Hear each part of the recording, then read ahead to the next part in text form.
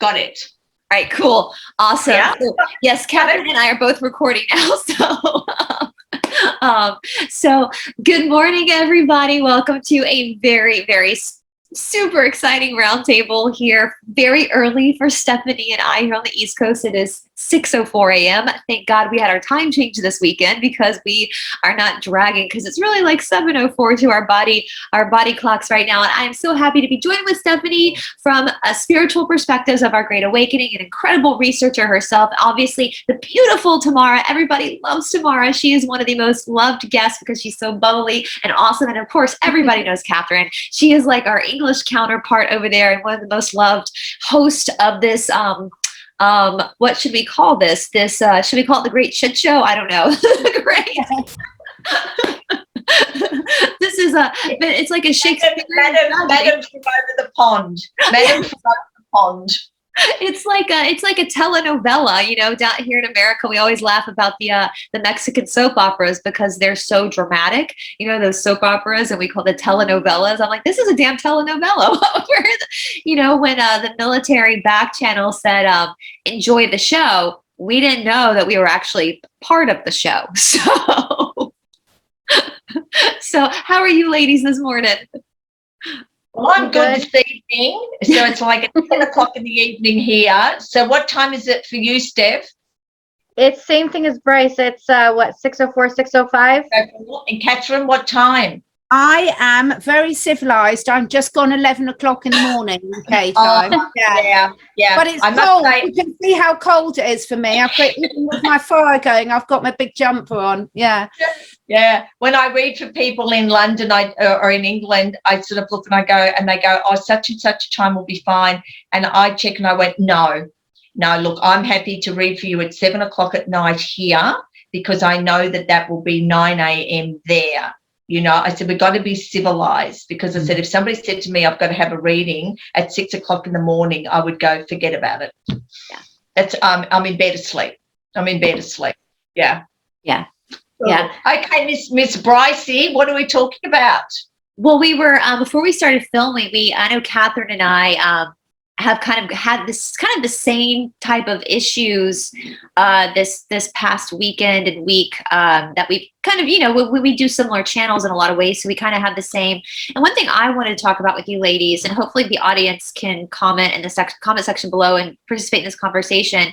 You know, a lot of us who are content creators, sorry, my dog's decided just to move his bed. So if y'all hear moving around, he's decided to redecorate the room at this hour. But anyway, a lot of people on this journey, what we're learning in this Great Awakening, this telenovela, is that we can't rely on someone to lead. We can elect someone to lead us, but we cannot rely on people to tell us what to do and give us all the answers. And what I find is happening is that we're so conditioned. In a lot of ways, it's just how we've been programmed. It's like, I heard John Claude say it, it's like we're switching one boss for another boss. And Catherine and I are getting a lot of people emailing us, asking us questions about things they should do regarding circumstances that we can't give you answers on. And so I think one thing I want people to really look at, especially as we get close to the precipice, is you can ask people their opinion and their advice. That's what we're doing in these interviews, is seeing what other people have to say. But don't ask anybody to tell you what to do and to make these decisions for you. This is how we got stuck. This is how we got in the position we're in now, is because we gave our power away. You know, trust the doctors, trust the politicians, trust the clergy. Don't lean not on your understanding, but lean on this expert's understanding. You know, trust the science, which we know Catherine's a scientist, and I know she's probably pretty annoyed with the science they're presenting isn't really, studies. Very much so. So we know this, we understand this cognitively, but we're still out of habit now looking for somebody else to be our new leader to replace what the Does that make sense? And I found this with the like as you know, it's like I've been doing Born to Be Frees here in Australia for 30 years, and that's been about teaching people about how we're programmed. And that once the programming goes in at that subconscious level, the subconscious mind has a power of 90%. So to try and work and change that, you're working with the conscious mind with a power of 10. But I'm finding, like, as I'm working my way through reading for the Esoteric Atlanta people and then onto the Janine and John Claude's, which are now all booked in, thank God, we got all of that done. I said to people, I said, if I allowed all of the bookings to come through, I'd be booked out until I was 90, you know. So like I just said, disconnect the payment portal, like, for God's sake. It's like with the readings, I teach about what their programming patterning is, like the fears that they were programmed with and the negative beliefs, because we're not born with fear or negative beliefs. So then we have that whole energy as well, and especially if we come from a soul group that has like very, very strong intuition. So children will go, I don't like that man, or I don't like that lady, or I don't want to go there. And the parent, not understanding where this is coming from, will reprimand the child or ridicule the child or go, he's a nice man or she's a nice lady, or you're going there whether you like it or not. And the child will go like, no, he's not a nice man, she's not a nice lady, because they're picking up the energy. But while you've got a parent that is telling you that yes, they are, then we get the confusion. So I've been working a lot with people to get them back in contact with their knowing, their God-given knowing, their God-given warning mechanism. And I said, that is telling you the truth. And they said, but I thought that was fear. And I went, no. I said, fear makes sense. Your warning mechanism doesn't. You won't know why you are feeling what you're feeling, but you just know that you're feeling it. And if you are from an older soul group level, it's like and I call it like a neon sign that's flashing in your guts where you just know. And I find that as we go along with this journey, the more the people trust that gut feeling that they get, they will be in the right place at the right time and they will know what to do. But we've been programmed to go to mum, to go to dad, to go to somebody else for the answers. So then you get that division as an adult where you get the gut feeling, this is what it's telling you, but you'll go to somebody else. What do you think? What do you think I should do? So when they come to me, I go, I don't know, wouldn't have a clue. What do you feel? Oh, well, I don't know. I go, well, in your gut, what do you feel? Well, I feel this. I go, great, there you are. There's your answer. And I do it with my grandson. He goes, I don't know, Nan. I mean, he's nearly 16. He's nearly 6 foot. Yeah, I don't know, Nan.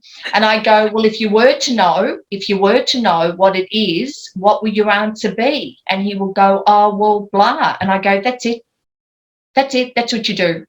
So I think, like if I can support anybody out there in the community working with people, I always find that that's the best way of getting people to take responsibility, because people do not want to take responsibility. They would rather hand it over to somebody else. And if what they hand over and what they're told doesn't work, then they can blame. Yeah. They can blame that other person.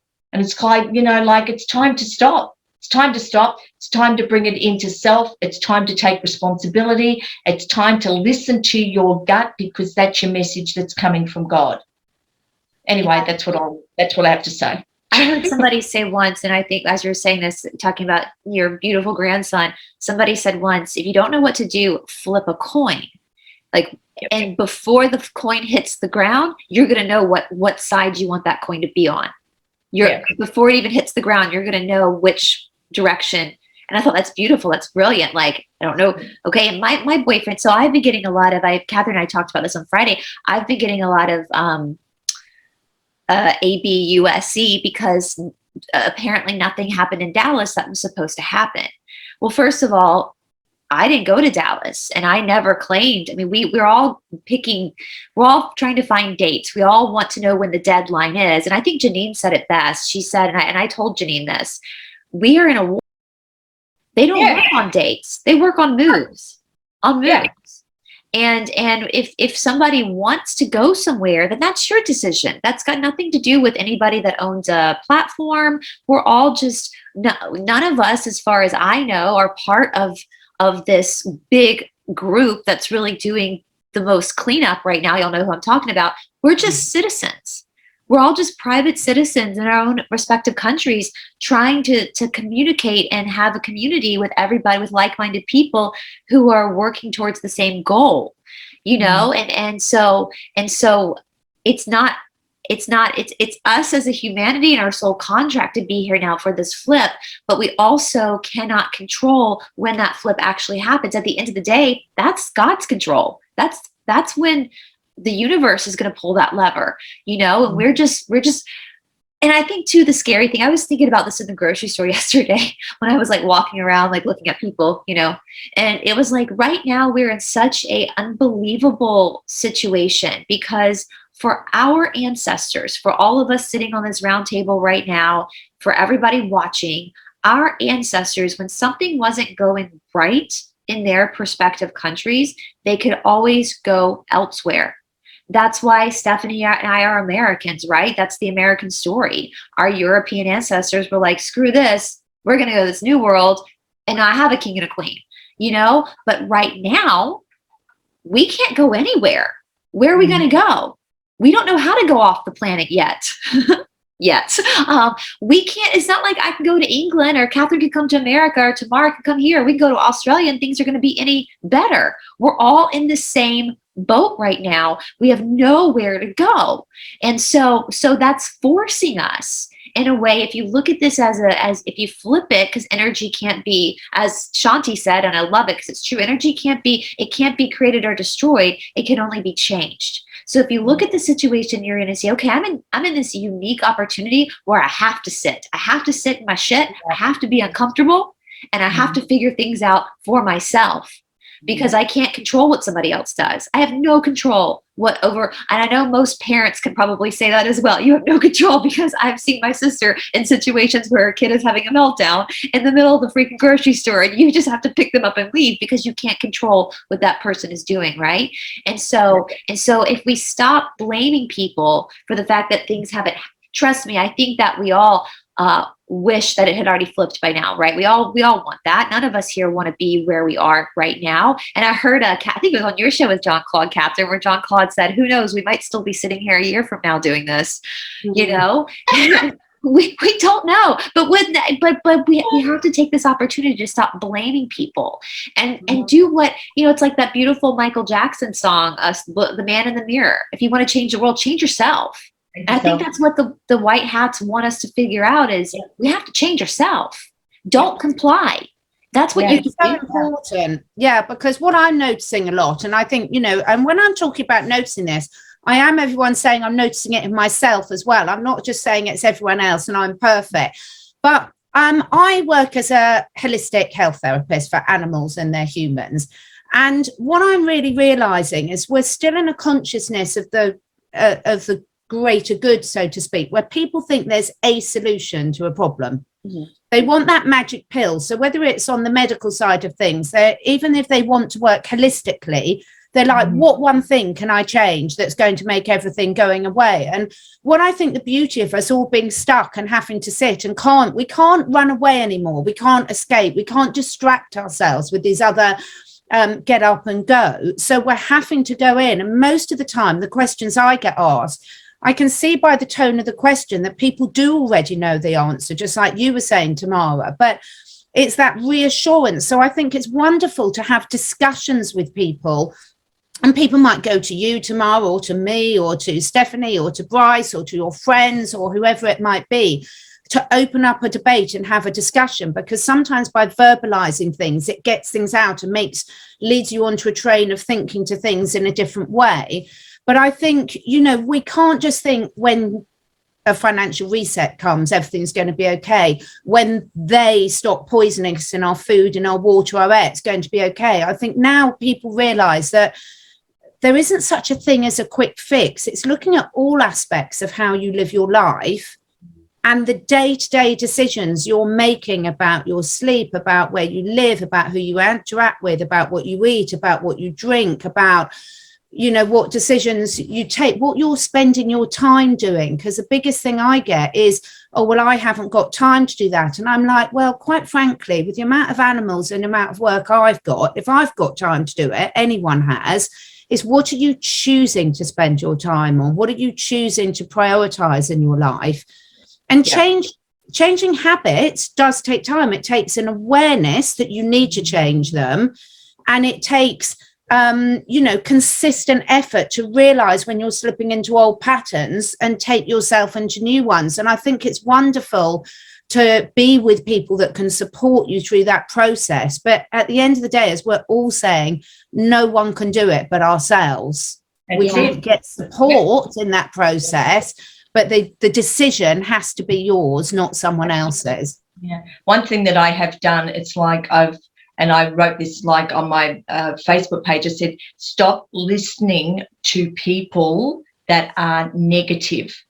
So you may ring through to like a friend who may be awake, but they've got friends that they're talking to and their friends are negative, and then they're relaying that information to you. Oh, well, I was talking to so-and-so and, you know, and da-da-da-da. And I'm just going like, nah, gone. It's like, no. It's saying no to people with all of this negative communication. And like I said to people quite a while ago, please stop sending me videos and information on the and on the, because I know about this and I know about you sending it and you keep on posting it, you are reinforcing that the negative out there into people's mindsets. It should be putting out, we think about the children, we send love and we send healing. With this, we already know what this is about. Just don't keep on hammering it at people, because how do you think that we got to the situation and the state that we are in the world at the moment? The media has gone whack, whack, whack, whack, whack, whack, whack, whack, whack, whack, whack, whack, whack, over and over and over and over again, talking about promoting all of the negative. So you're doing the same when you're actually posting negative out on your Facebook page or on Twitter or on Telegram. We know this, guys. We know it. So let's look at how we want the world to be and how we're going to focus. And it's the same here. We were wrapped on Sunday. The very first gathering that we had in the beginning, 200 to 300 Victorians, Melbourneians turned up. Last Saturday, 25,000. 25,000. Now, we know that there's been a shift and change, because there was none of those that were turning up, and it's like they were gone. They weren't there. It's like, and we went, right, okay, something's turned around here. And the police just stood back and just viewed, just looked at us. Spectators. You know? Now, in the media that night, it's like they were saying, oh, we will let you know in regard to the demonstration, like hello, Comet, It's like it was really just, you know, we were all there and we were all joined together. There was no anger, there was nothing. And we were just saying how we want things to be. We will let you know, we will be reporting how many arrests there were. And I thought, oh, you people, honestly, like over it. There was 25,000 people there, not the amount that you said. There were no arrests because the police were not arresting. Yeah. So, you know, but 25,000. So we went, right, we're doing it again on this Saturday. We're doing it the following Saturday. I mean, it's amazing. And then on Monday, it's like it was announced that we didn't have to wear outside anymore, but you could wear them. You had to wear them inside. So if you went into a store, into a cafe or whatever, you had to wear them. But outside, no, not necessary. It's all these people walking around with masks. And I'm walking down the street and I'm looking at people walking toward me and I go, excuse me? And they've gone like, yes. And I said, do you know that you don't have to wear a mask outside anymore? Do you know that they've changed it? Yes. And I said, well, why are you wearing it? And I went, oh, Lordy be, honestly, yep. So I thought they have done such an incredible job of programming and putting the fear of God into people that it's like, and there was even kids today from school, walking out from school with, and I went, oh, look, I'm over it. You know, I'm over it. I was thinking, and Stephanie are around the same age. When we were young, here in America, the news came on. You had like morning news that your parents would watch while they were getting you ready for school. And this was before cell phones. That's how old we are. There were young people watching. We didn't have cell phones or anything like that. Darling, we had the radio. Yeah, I had the radio. Yeah, I mean, but think about how lucky we were. And then you go all day and they had like 1 hour of news at night, and that was it. That was it. And so it didn't have the tentacles of reach that it does now. Now you've got your phones where you're constantly have things going off on your phone, and they have these networks. I mean, CNN is based here in Atlanta. Like the center is like literally a mile down the street from where I am, that they're constantly doing these 24-hour. It's literally like, if y'all have seen the movie Clockwork Orange, where they hold him and, you know, and it's just constant imagery. That's what they're doing to us on a very, it's absolutely. They've been doing it for years and years and years. Because like 30 years ago when I started Born to Be Free, I go, you are being programmed. You've got this programming from your childhood. So we've got to transform it. We've got to get rid of the fears. We've got to get rid of the negative beliefs. But when you go out there into the world, just be aware that the programming continues. You've got it from your doctor. You've got it from your television. You've got it when you go, you know, to do with your religion. You have to look at all of these different areas, and you have to be aware, and you have to take responsibility. And then I taught them about what was in water. I mean, they all sat there like stunned mullets. They went, oh, no, it's in the water for our teeth. I went, oh, my God, what Santa sleigh are you traveling on, people? This is what it is. There are two forms of this one. It's got the name of this. This is you find in vegetables, green vegetables. This name of this is aluminium waste powder that they're powder that they're. Yeah. Oh, Lordy be. Yes. Well, even with that, like we're 4 women here. I know, you know, you talk about like the pineal gland being kind of messed with by the, but also you're talking about like the whole gut instinct thing. Because my boyfriend is, and Teymara knows Todd. I think Todd has a little crush on Teymara because he's always like, give a virtual hug for me. He's like, I went the other night. He was like, when we were going to film earlier, but Teymara had something we had to move to today. But we were laying in the bed. He was like, who are you talking to tomorrow? I was like, Teymara. He was like, oh, I just love her. Just tell her I just love her. I was like, okay. Tell him I'm old enough to be his mother. Well, Todd though, as a man, Todd is very not emotional, but he's very sensitive. Todd is. He's very empathic. Actually, I think Todd and your grandson probably have a lot in common because talking about, he said some things you said about Todd was like, oh yeah, that was how I was when I was a kid too. And Todd is really good at asking me whenever I'm like worried about something or I don't know which direction to go. He can read the I Ching. He knows, he's like Janine on tarot cards is Todd on the I Ching. He knows how to read it. We'll read it. But then at the end of the day, after he reads it, he'll like, well, what's your gut telling you? He always says that. What do you feel in your stomach you should do? And I know that as women, a lot of women aren't so lucky to have a man like that. Like I know I haven't in the past, but how many times, lady, have you felt something was off? You've said something and you've been told, oh, you're hormonal. Are you about to get your I'm glad you brought that up, Brice, because that's been probably one of my biggest things, like at the beginning of this whole thing, like in 2020, I was trying to tell everybody this is no big deal, the thing going around. And like, I would tell the church, I would tell everybody, and everybody's like freaking out.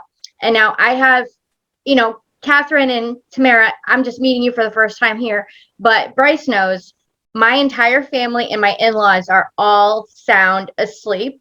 It's just me and my 14-year-old son who are wide awake. And my son was never a conformist, so it doesn't shock me there. He's high functioning autistic. And so, you know, trying to work on following my intuition and having him follow his intuition has been like the biggest thing. And I remember, and I know I told you, Brice, I had a dream 6 months before this came out. And I told my pastor, and I said, it's bad. Do not get it. You need to tell everybody. And she goes, oh, no, I'm going to be one of the first people to get it because, you know, I have medical issues. And I'm like, yeah, I think I'm going to a different church because obviously you lack discernment. And I had told her, I keep having these dreams reoccur where I get warning dreams. And I've been like that since I was a teenager.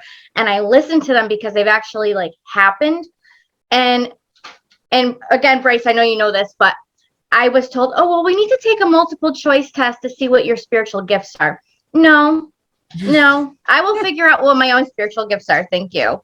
And this has been like with me personally, it's been one of these things. I've come so far with following my gut and sorry, my dog is like yelling at me right now. It's okay. I think she's like, Mom, I need to go outside. No, she just said, you're right. Yeah. You're right. Anytime I'm on the camera, she whines. She doesn't like it. She's like, I want you to pay attention to me. But it's been this huge, you know, journey with me trying to figure out, you know, when like connecting with that, you know, many people call it God, source, or, you know, Jesus Christ, and so forth. So I've really been working on myself trying to connect that way, and like keeping the fluoride out of my water. I filter my own water. I take a lot of supplements that will get rid of the stuff in the pineal. Yeah. And so it's so amazing now because I've grown very confident at listening to that small voice and knowing like, no, that's not right. I'm going to do it this way. When everyone's like, well, Stephanie, why are you doing that? My feet are planted. Thank you. You're not going to sway me. Yeah. So it's been a journey, but I'm glad I'm learning it now. Yeah. And you see, the more we do this, the more it gives other people permission to do the same. So the more we are fearless, the more we'll be teaching them to be fearless. You know, and I looked at like a lot of people, and I go, we were pioneering women. We were pioneering women. Yeah.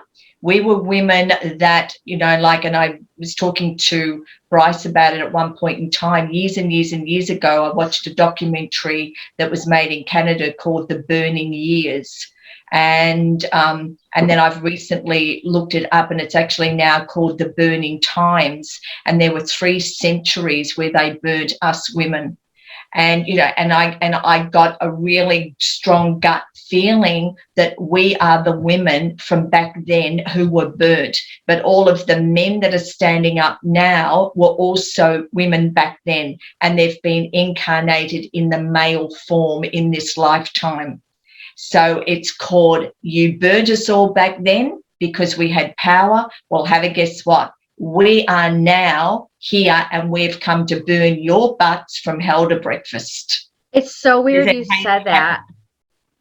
I texted Brice last night because I've always had so I live in Connecticut, so I'm not too far from Salem, Massachusetts, where the witch trials occurred. But I've always had a major fascination with the Salem witch trials, even though I was considered a Christian. And I started actually reading cards probably 3 months ago. So I asked the cards last night. I was just like, I wonder. And I asked, was I executed during that time? And I got 2 aces in the spread and everything. Plus the other cards kind of just like told the story and everything. So I texted Brice and I'm like, well, I think I'm back for vengeance here. Absolutely. It's called Karma with a Vengeance. Yes. Well, and let's Yes. look at that, because Catherine Yeah. knows about this as well, because I've been doing, so you hear in America, and I'm pretty sure this is common in all the Western countries, because at the end of the day, regardless of what country you're from, if you're in the Western world, we have very similar cultural backgrounds.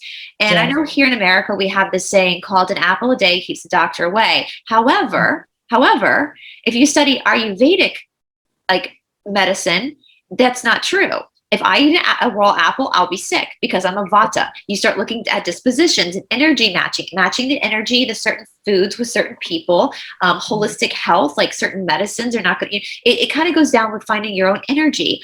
Well, so if you look at what the Salem witch trials or all these witch trials, these women that were accused of practicing witchcraft, for most of these women, what they were doing was herbal medicine. They knew how to read nature and to use what we use now as Ayurveda to figure out what kind of medication through the plant-based, not just plant-based eating, but plant-based medication as well. Yeah. That's what these women were doing.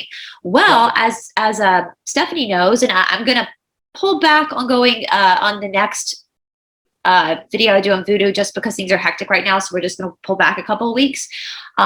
In my study of voodoo, which I'm around down here in the Deep South, that religion never scared me because it's everywhere down here in the Deep South, and it never scared me. But I thought, I'm going to do a deep dive into this. Well, that's what they were doing as well. They were using herbal medicine to help people. And so what do we see right now happening? They want to give us a concoction that's not natural.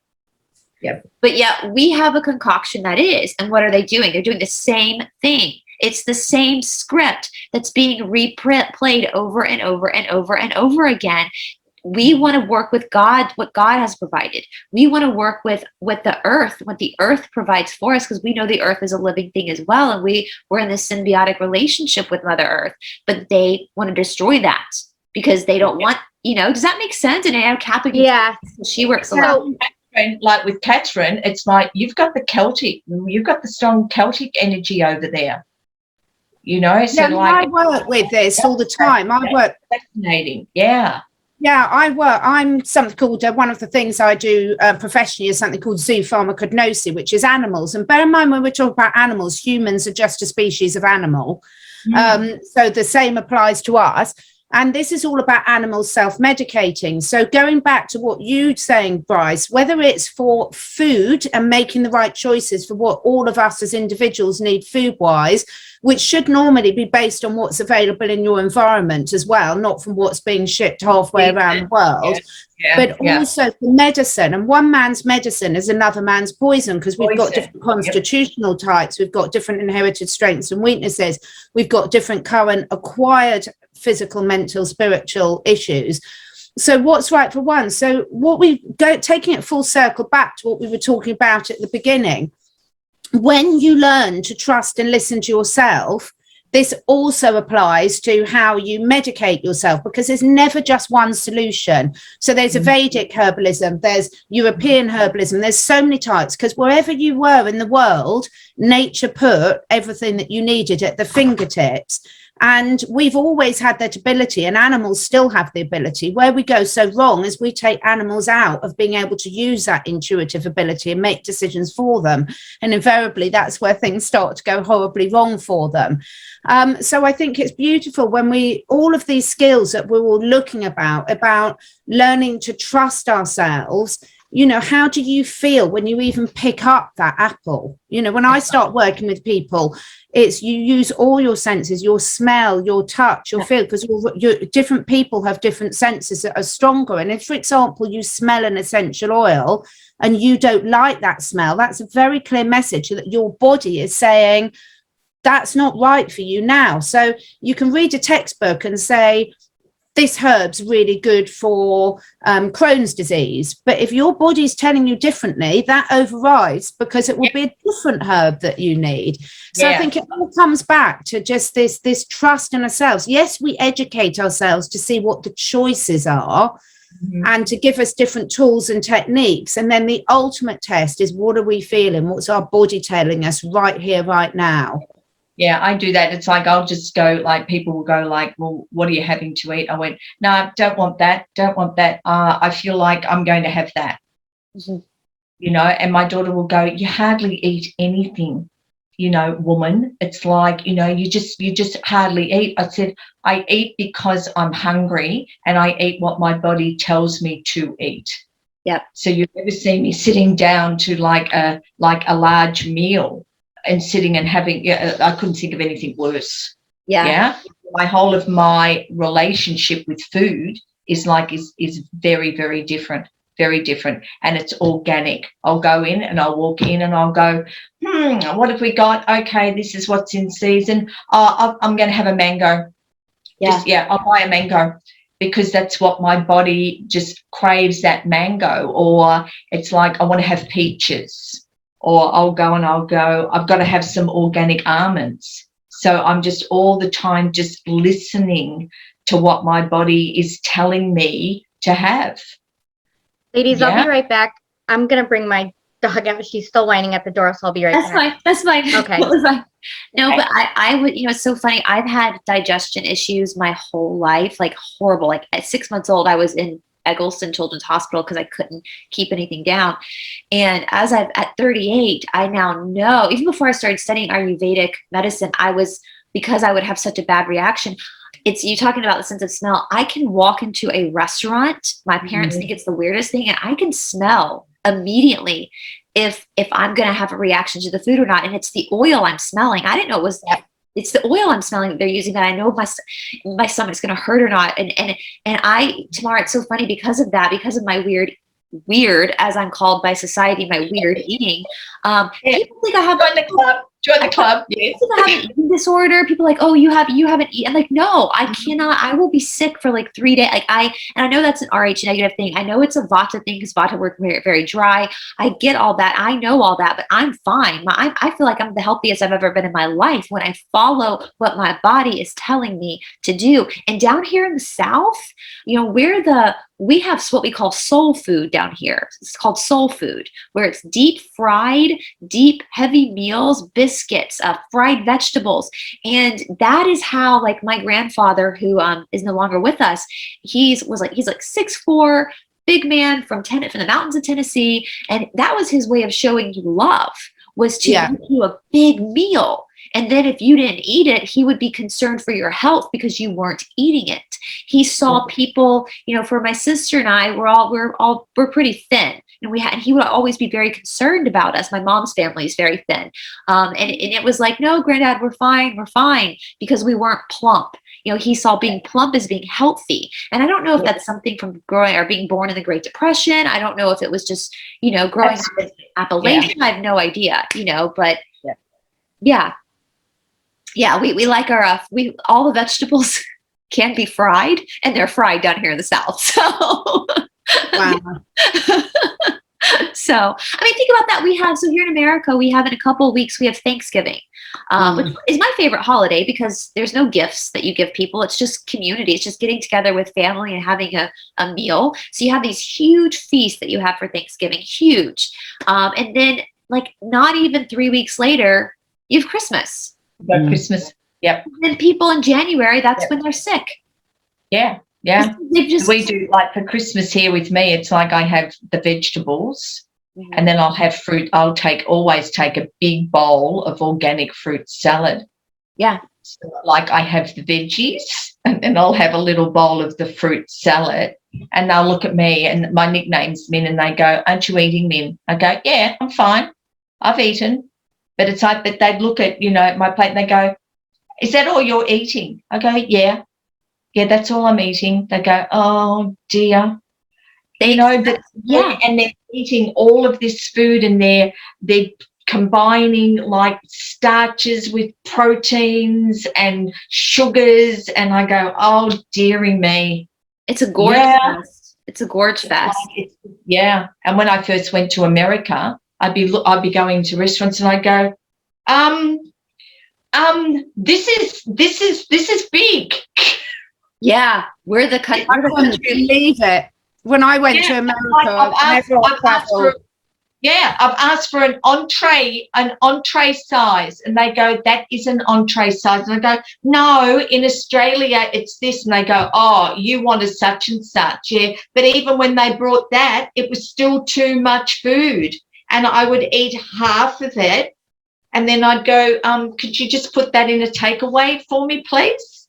Yeah. But you see all these people, how it, they'd have this big entree of all of this food, and then they would have like their dessert on top of that, and I'd be sitting there going, oh, good heavens above. Yeah, it's even sent somebody even I think it was like maybe a year ago, somebody was comparing, he's probably around my age, mid to late 30s, even from the time I was a child to now, serving sizes have gotten bigger here in America at restaurants. And it's all about, it's all like how much bang for your buck can you get? It's the capitalism, like come to us, we'll give you more for your money, but people, and you're right, like if you're full, stop eating, take the rest to go. You can take the rest to go. It's fine. Yeah. It's the huge big meals, and then they get fat, and then what they're doing, they're then feeding the dietary sort of like train. So we're all going to go on diets, and now we've got to have lap band surgery because in the foods they've got all sorts of shit that has people become addicted to it. So, and they just get bigger and bigger. So lap band surgery, and now we've got these diet pills, and now we've got this diet and that diet and some other diet. Oh, and have a guess what? We've got sugar-free. We've got the sugar-free Coke. Oh, flavored with what? What's the sweetness? Oh, aspartame. Yes. Aspartame that actually coats your brain cells with white coating. And whatever else aspartame, it's like, oh my God, only in America. But then it's spread out all around the world. And of course, we know what's in McDonald's. We're very aware what's in McDonald's, yes. I've told you this, Teymara, but I know I haven't told Stephanie and Catherine because we've talked about this before. So I was born in 1983, the beginning of 1983, so long, long time ago. And they didn't know. They knew, but they didn't know. And when I said as I was a baby, I had a really hard time digesting things. My digestive system was bad from the moment I was born. And so my mother, with my bottle, I had a hard time with juices. I couldn't drink juices. She only breastfed me for like a week before she dried up. So I was immediately put on formula. And she went to the doctor and she asked my pediatrician, every time I give her apple juice or any of these juices, she throws up. What do I give her? Do you know what he told my mother to put in my bottle? Diet Coke. Diet Coke. Yeah, Diet Coke was one of my first words. Diet Coke was one of the first things I learned how to say because that's what they would put in my bottle. Oh my God. But isn't it interesting how we were talking earlier about the subconscious sort of mind and how all of us, regardless of which generation we're in, right from birth have been sort of put into this fear mode in terms of this constant chronic fear, ongoing fear, and as a survival mechanism, obviously food and being able to feed ourselves is really high up the survival hierarchy. So if you're even at a subconscious level, you're in a constant level of stress and fear, you are going to go to food as one of those mechanisms, because going back into, as you were saying at the beginning, Teymara, 90% of our brain is by our subconscious. You've got shelter, you've got water, you've got food, and if anything is causing you chronic stress, that's where you're going to go to. You're going to start hoarding things, and you're going to start overeating because your subconscious mind is telling you there could be lack coming. You look at wild animals in the wild. There's seasons when they're meant to be really fat, and then, they go through the winter season and they're lucky to survive it because they can't get it. But unfortunately, most of us have got a lifestyle where we then, if our bodies are telling us, like at this time of the year in the UK, we're in autumn going into winter. So normally our bodies would be saying, eat, to, get those immune boosting foods and get yourself a layer of fat before the winter. But then, of course, if we don't lose it over the winter, you're in trouble and you've messed up all your hormonal balance. So it's very cleverly controlled. You can see why people fall into this cycle because they know where to hit you, where it's going to have lasting effects. Well, I had that as a child. I was an emotional eater, and it's like, and I was fat. I was fat as a child, but it's like instead of getting the love from my mum, I got food. I just got food. So it's like, so whenever I go into an emotionally sort of like charged situation, or like any of the fear energy that I used to have would come up, I'd just immediately go to food. I'd go to food. I'd go to food. Yeah. It's like, and then that then developed into an eating disorder when my mother did a huge rejection of me when my first marriage broke up. So it's fascinating. So I'm always working with people in regard to the connection back to the parent, and it's not about blaming the parent, because my mother did the best that she knew how, because she was dysfunctional emotionally herself, and so was my dad. So the food was the comfort thing, but then there was this whole thing about what they expected of me. And if I didn't get, like first prize with this or great marks at school, it's like, oh, this is not good. This is a big disappointment. But the thing is with me, instead of turning around and trying to excel to get their love and approval, I just failed. I just kept on going. I went, well, if my best is not good enough, well, then, I'm not going to do it. I'm just not going to do it. So I just continued on just doing my own thing. But yeah, that connection to the food, is very much. And then that's why I've worked with people with eating disorders that are emotional. They are emotional eaters, because it comes from that subconscious patterning. So it's got to be broken. And when you break that, then you have a healthy relationship with food. It's fascinating. Any type of addiction or any type of comfort or crutch we lean on, regardless of whether it's food or, I know, Stephanie, we've talked about this, or drugs or alcohol or whatever it is. And it's just depending on your patterning of what you're going to fall to. And I know with food, that's probably harder, because you need food, you have to eat. But it's also interesting. I when you were talking about, Catherine, about our natural bodies and what our bodies kind of intuitively do through certain cycles of the year to keep us at our healthiest. So, in my off of YouTube, when I'm working with people in the yoga shala, there was a time I read this article, because I'll get people coming in a lot who do have issues. And even though yoga, the type of yoga we practice is so hard on the body, people do tend to lose a lot of weight doing it. But we'll have people come in who have issues with that and have done all this cardio. They've been long distance runners, and they're swollen. Their joints are swollen. Their body hurts. Well, there was an article. So I'm always reading stuff and trying to figure out more about the body, that was written a couple of years ago that I thought was fascinating. So for people who do a lot of cardio or a lot of exercise like CrossFit, that's really hard on the body, or running long distance, that's really hard on the joints of the body. What your body is registering is that you're in a war, that you're fighting in a war. And that's why you swell. That's why you have a hard time losing weight, because what comes after war most of the time is famine. And so your body's exerting a lot of calorie, a lot of energy, but it's also trying to hold on to things because it thinks that you are literally in a physical battle right now, because of the amount of hardship you're putting on your body in these exercises. So just knowing that the body has the ability to recognize patterning within yourself and then respond to it accordingly to keep you alive is amazing.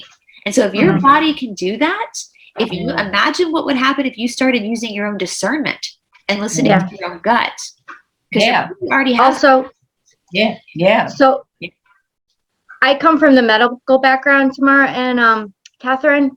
So one of the things I try to tell people too is I've suffered with a eating addiction myself. And what I noticed is I've always been in fight or flight mode. And when your adrenal glands are constantly running that adrenaline, what actually happens is it takes a toll on your blood sugar too. So what would happen is after every panic attack I had, because I had severe anxiety, I would actually end up getting hypoglycemic. And I didn't put two and two together until I was in the medical field. And, I did, ask a doctor and whatnot, is this what's happening? And he said, yes, it triggers it. So when people are constantly in that fear mode, what constantly will happen is that it's going to dysregulate your blood sugar and you're going to constantly be hungry. It's like it all is connected. So it's why, like with it's like on my website, it's like, and I've made it the wholesale price, but there is a recording that you can download that I made 28 years ago for Born to Be Free people to keep you clear of all of the negative emotions, yeah?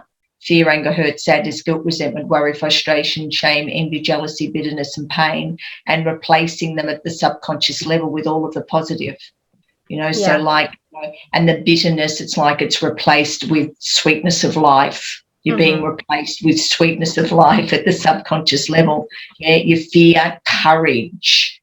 Yeah, it's like really, really interesting. And I listen to it myself to this very day. I just go, right, stick it on, clear. Yep, great. And then off out we go. Yeah, and you can do that for little ones. So your child, you know, it's like, I don't know if your child is open to listening to stuff on, you know, audio. If not, just let me know. If they would rather listen to a CD, let me know and I'll just shoot it over to you, you know. Oh, okay. Won't cost you anything. Just, you know, just for your child, to keep them in that really mellow energy state. Yeah. Yeah. And I think, sorry, carry on, Steph.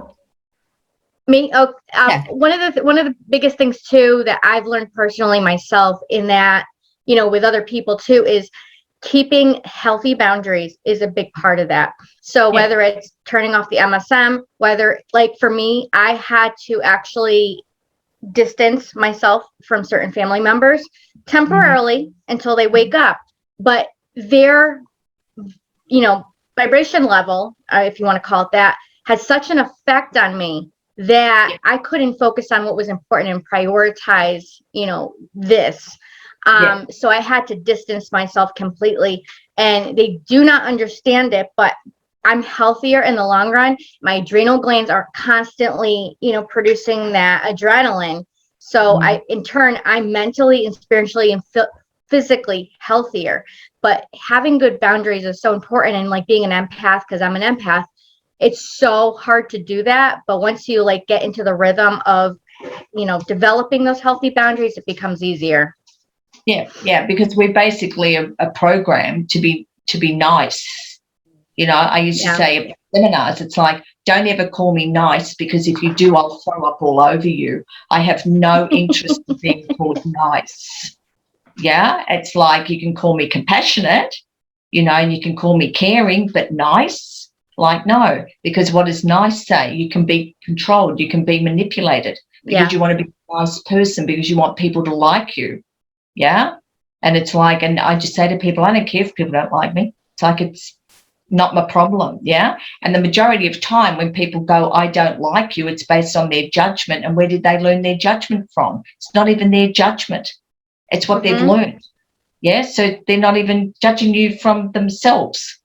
Yeah. And we did a beauty the other day, and I sort of like mentioned, I put it to Brice and I said, who do we think this is? It's like, eagles don't give a fig if turkeys don't like them. I saw that on your Telegram. I laughed. Yeah, you know, and I just said to her, who's this? It's like, would it be a person by the name, whose name starts with T, like, and it ends with P, and in the middle is like, you know, RUM. Yeah. It's like, he doesn't care. Right? He's an eagle, and he's out there and he's flying, and there's all of these turkeys that don't like him, who want to destroy him. He goes, yeah, whatever. See you later. Whatever. Take off. See you later. Yeah.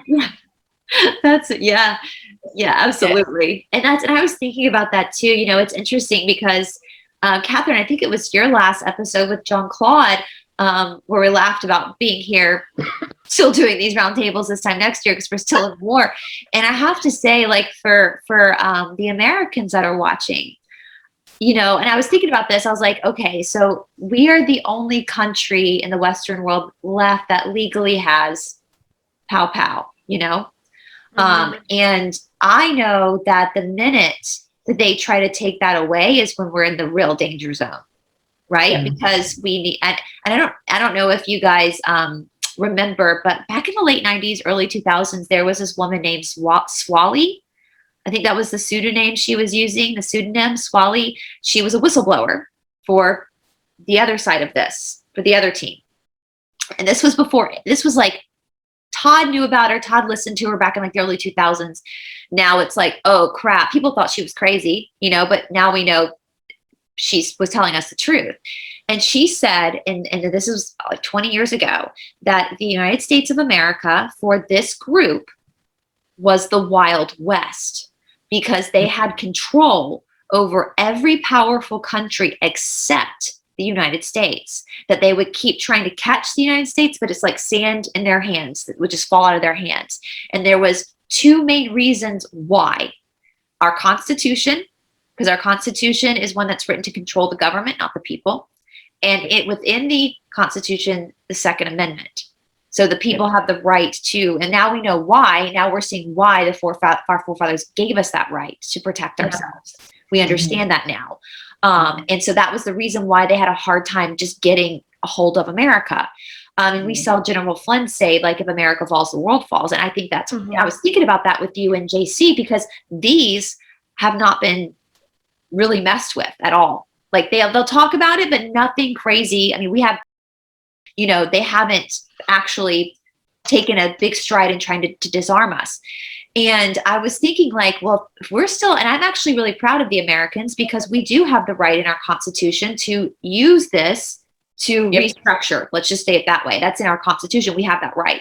But Americans have been very patient, have been trying to do things very peacefully to try to, you know, change the course. So I am very proud of the Americans, especially the ones that are not as awake as we are. I hate to even say that because that sounds condescending, but don't see things as we, you know, that we see that this is all a movie or whatever.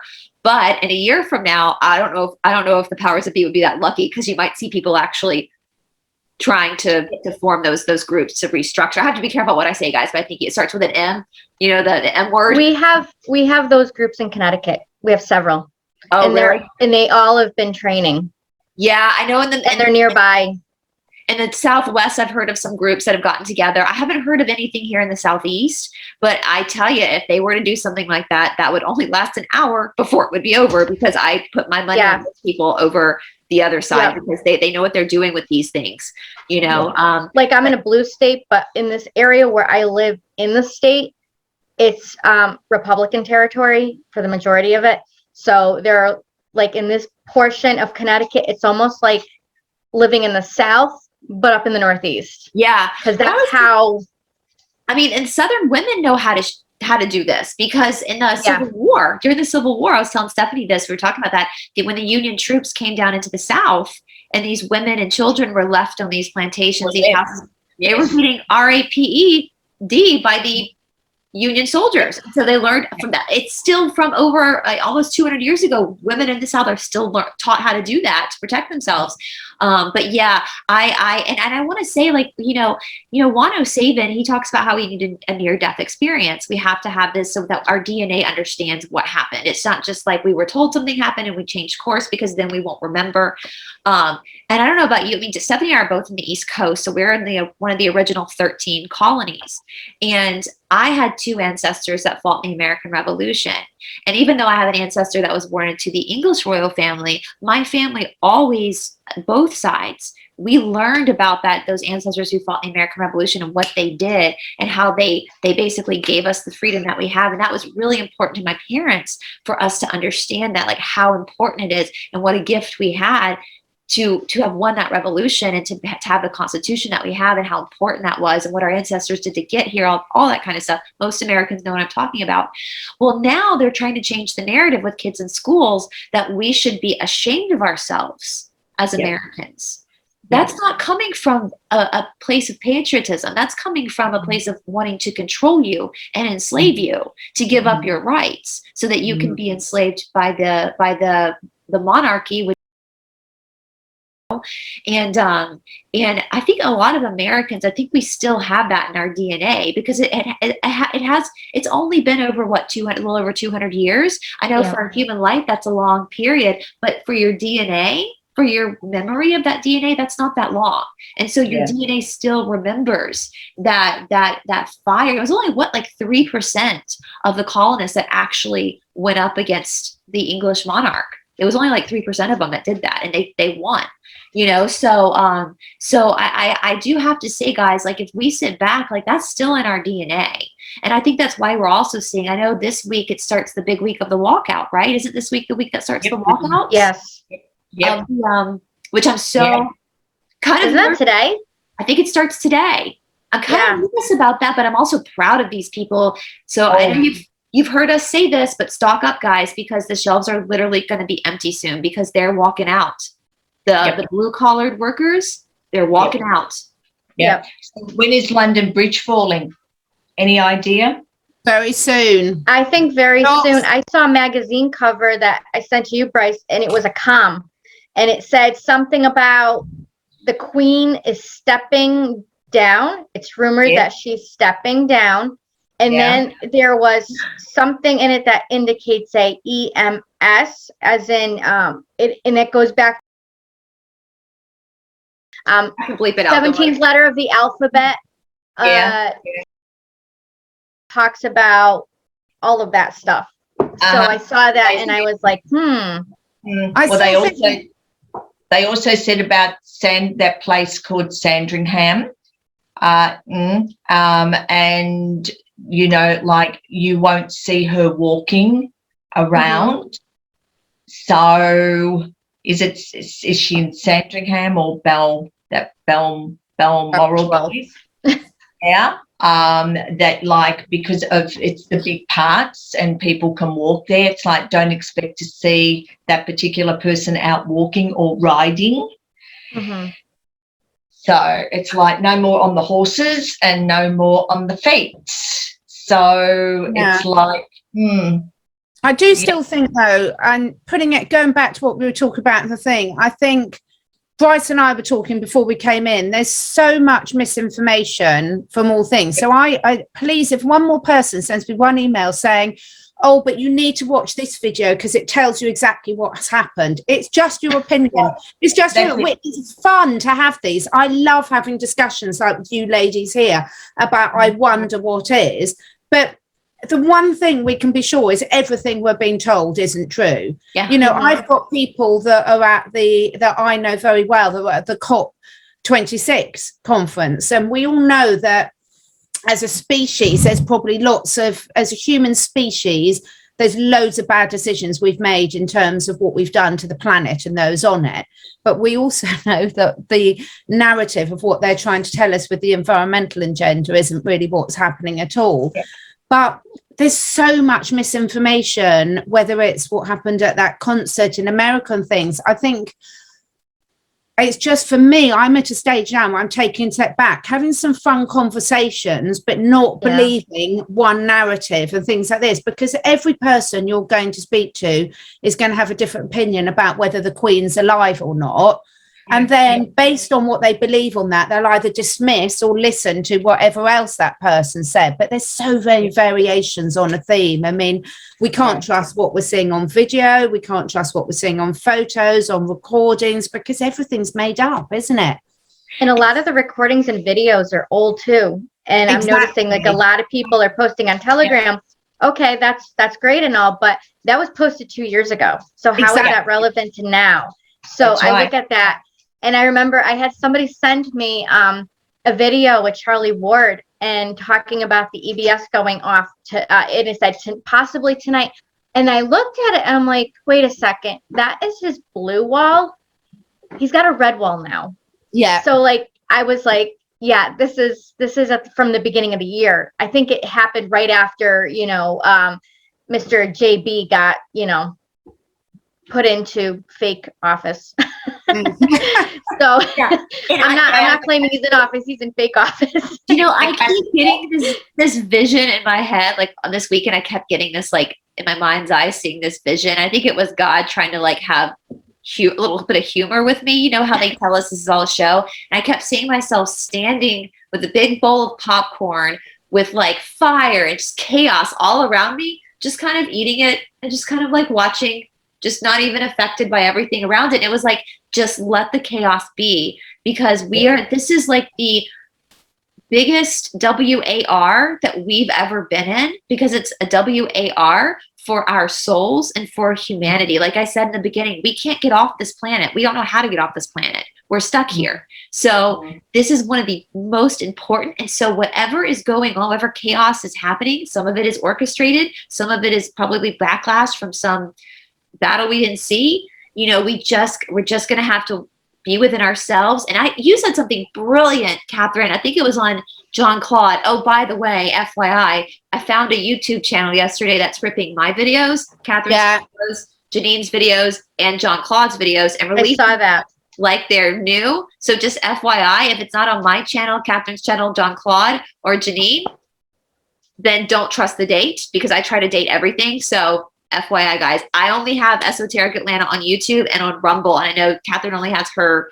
So yeah, we don't. Because it's so annoying. Because it's so annoying. Because we're talking about not supporting the old defunct way of doing things. You know, we can vote every day with our money, with our words, with everything. And the only reason I said that about Queenie is, like, don't get me wrong, I love a little bit of, like, because when you see some of these trigger points, we think, right, we're at a certain stage now. This is a marker where we're ready to go on. But then the other bits of me is saying we don't need an announcement on Queenie to take back our power now and just know, which virtually everyone who's watching this is doing it. I know our audiences are all on point, absolutely. But we do also, I would quite like to see it announced. So, like we joke, we say we know it's about what the next step is after that is announced, you know, and it's like, oh, please God, can you please announce it soon? Yeah. And saying the word God, it's like I've just did like a short version of things for November. That will be going out, and this month of November is the personal month vibration of God. So because we look at the Bible, what number is really strong in the Bible? 777777777. Yeah. So our month of November, it's like it's a 7, guys. It's a 7. So it's like, just hang on to your hat. Yeah. Since July, I've been telling a lot of people. I had a couple friends, and they've been like saying, you know, Steph, I just can't do this anymore. Like, I'm about to throw in the towel, this and that. And I said, wait a second, hold up. I said, something you need to learn about God is his prophecies happen at the 11th hour. Mm-hmm. Well, what month are we in? The 11th month. And not saying that something's going to happen in November, but I find it interesting. I don't even know why I was saying that, because I understand that God's timing is not our own. So it's kind of like a saying I started saying. And then I thought to myself, wait a second, it's the 11th month. And I connect like those numbers. I do all like the numerology now and everything like that. So I don't know.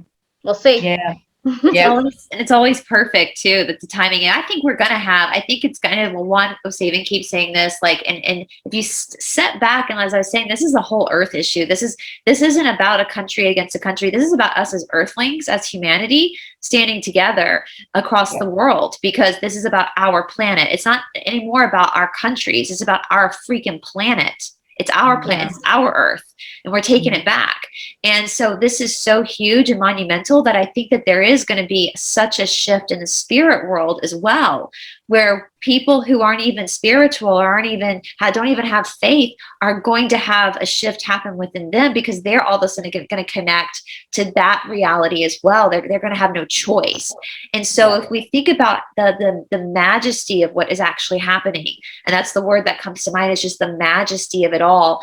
Humanity, our fellow humans, I know we're ready for it, but everybody has to be at that point where they're willing and able to have that switch. And I know, Catherine, one thing you said with JC, which is like, oh my God, this is fucking brilliant. When you said this, you talked about tuning forks.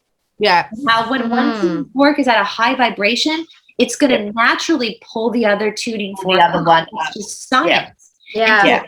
All you can do right now, and Michael Jackson told us, we know that he is wearing his smooth criminal hat, white hat, right?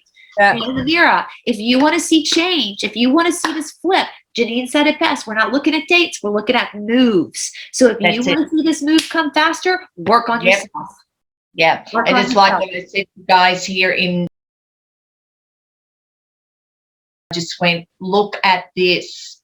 Go. 20 25,000 of us. Yes. It's like, oh, It's happening. awesome. It's contagious. It feels good. For me, it feels really, really good. And I think it feels that collectively, I don't know, I think we are in a really good place. I've noticed a shift in a lot of the conversations. I think I feel in a really good place, guys. I really do. I think, you know, from what I'm seeing, a couple of weeks ago, I wasn't saying that. And now I'm like, oh, I really do. I feel excited. So when you said about the bridge coming down, it just feels like we are really ready now to move on to this next thing, doesn't it? We're waiting, you know, and I really, you know, like it's like I'm not a great drinker of alcohol, but somebody gave me a 2009 bottle of champagne for one of my birthdays a couple of years ago. And it's like, and it sits in the cupboard. And I went, this is why it's still in the cupboard, because when this happens, it's like, boy, oh boy, that bottle of champagne is going to be cracked open, and whoever is around with my team, it's like, come on, girls, drinky poos, right? We'll be with you for that. I'm going to have to go, ladies. I'm afraid I've got to go. I have to run too. I have another call to jump on as well. But I want to say this was so fun. I want to do this again because I think this is so fun, because I want people watching to know we're just human beings like you are, guys. And I know I want to remind everybody, Teymara and I are going to actually be on Charlie Ward this Thursday together. So that's the exciting. 11th. The 11th of November. How weird is that? 11/11. Like hello, comet. Yeah. And I will be tomorrow. I'm about to hop on with Aquarius Rising Africa. Of course, once this release, I'll probably have already been on Aquarius Rising Africa. And then tomorrow, I'm going to be back on with Jean-Claude and Janine as well. So, and I know Catherine and I, we've got probably some multiple videos coming in the works, as well as with Teymara and Stephanie. Teymara, I think we should do this again. Yeah, I love it. I love it. Brice, when you're on with Janine and Jean-Claude, I didn't have an opportunity to ask them when I was on with them. Please, if you wouldn't mind asking Janine about the